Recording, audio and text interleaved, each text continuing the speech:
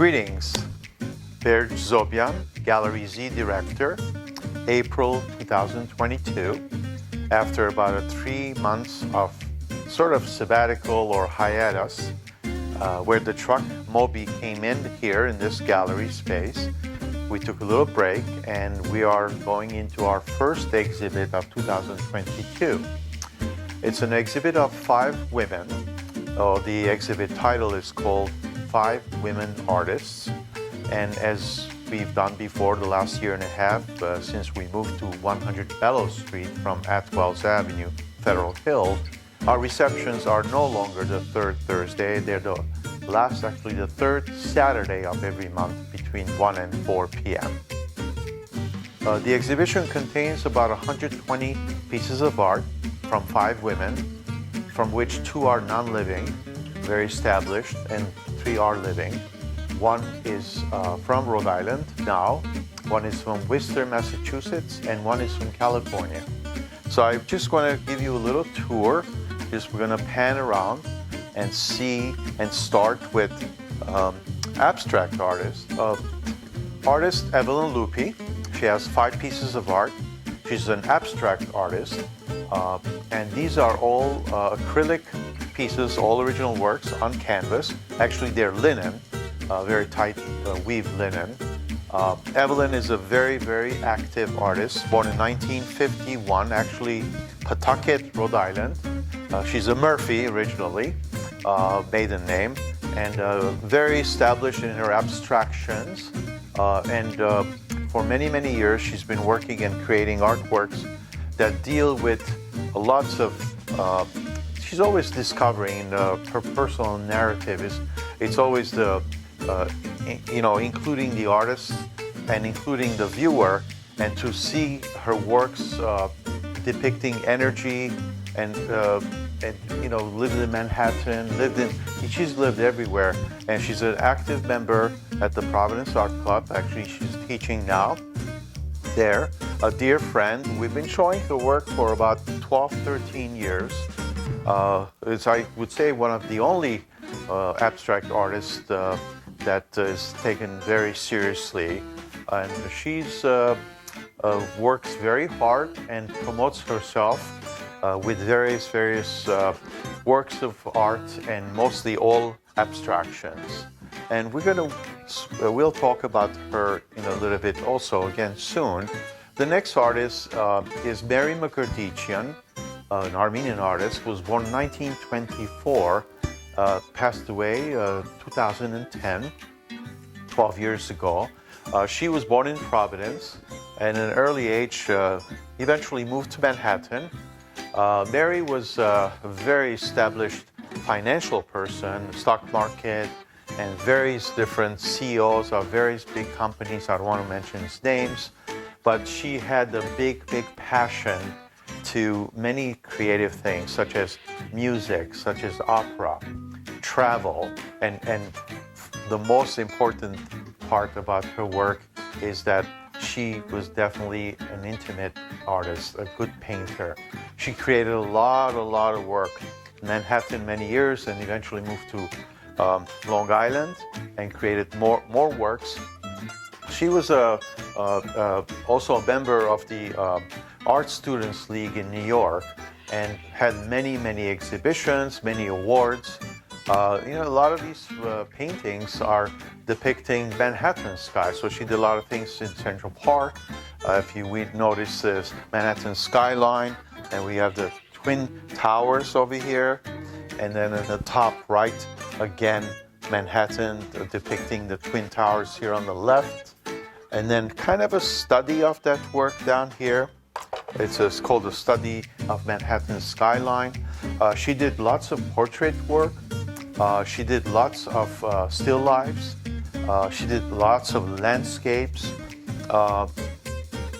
and on and on. Very good artist. And if we want to look all the way on top here, there's also a nude in the nature, and it's called Untitled 38. So she's again depicting painterly movements with her themes, mostly nature, some portraiture, some cityscapes, and Manhattan. Yeah. And then we're going to pan to the right of an artist by the name of Lara B. We've been showing Lara's work for 21 years. By the way, we're celebrating our 22nd year this year. And Lara B is an artist that was born in 1977 of Armenian ancestry. Her maiden name is Lara Bagdasarian, but she goes as Lara B like boy. Born in Lebanon, Beirut, and then moved eventually to California. A number of these pieces are older pieces from 2004, 2010, 2009, and they're mostly oil on paper, oil on canvas, and then later on in life, after having 2 young daughters, she started to work with acrylic, and then she went back to oil by the means of using mixed media.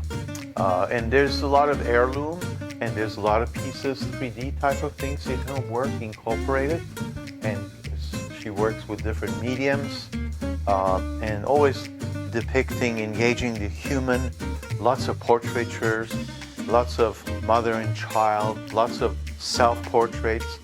And so Lara B, born in 1977, we have a little more of her work on this part of the gallery. I'm going to pan this beautiful, very large painting over here. It's called At Home. It's a 48 by 12. Beautiful piece. And again, her warm palette, her lighting, because she worked, her teacher, actually one of our artists from Lebanon, taught her to paint in candlelight, very warm light. And there's a pomegranate here, there's the vase, and there's, kinds of scale things happening. In these 3 paintings, there's lots of gold leaf, if you notice in here, and that's a beautiful piece called Cello. In 1977, she was born, and that particular painting was painted in 2008. Very proud of her. She's had a number of solo, duo, trio exhibits with Gallery Z, and working very busy life she has, and teaching art, creating art. Lately she's been doing quite different than this style of work. Lots of nudes, lots of acrylic on canvas, still lifes, and various different scenes. And these are dedicated to Mother's Warmth is the top one here, and dedicated to Mother's Day. And it's a beautiful piece. And the one here in the bottom, it's called Mother's Tenderness. Beautiful, beautiful painting. That one is on oil on media, mixed media, and oil on paper. So we're going to go backwards to our 4th artist. The 3rd artist by the name of Judith Ferrara.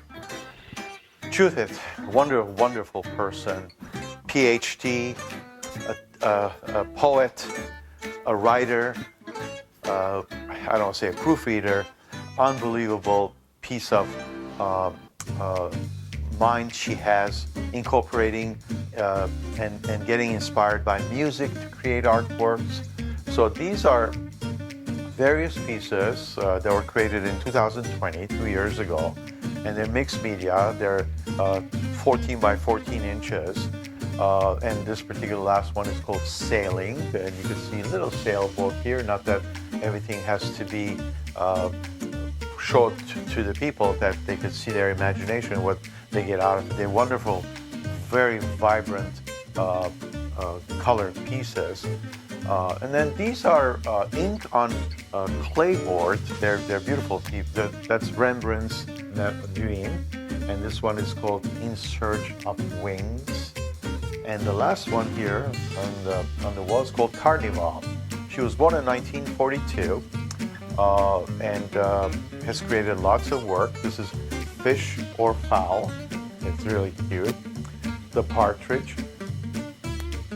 And then we come to the larger pieces that are interesting ratios. They're 12 by 38 inches, 36 inches, I'm sorry. And again, they are mixed media. And Serenity is the middle piece here. This is called Dancing Side by Side. They have a very beautiful glare to them as far as the medium she's used. They're sealed, various techniques of paper mache and techniques to seal them, again, mixed media work. Then finally we come back to the last few pieces. Circus Clowns, beautiful, vibrant piece here. Again, 2020, the year 2020. And then lower part, and they're nicely framed, presented.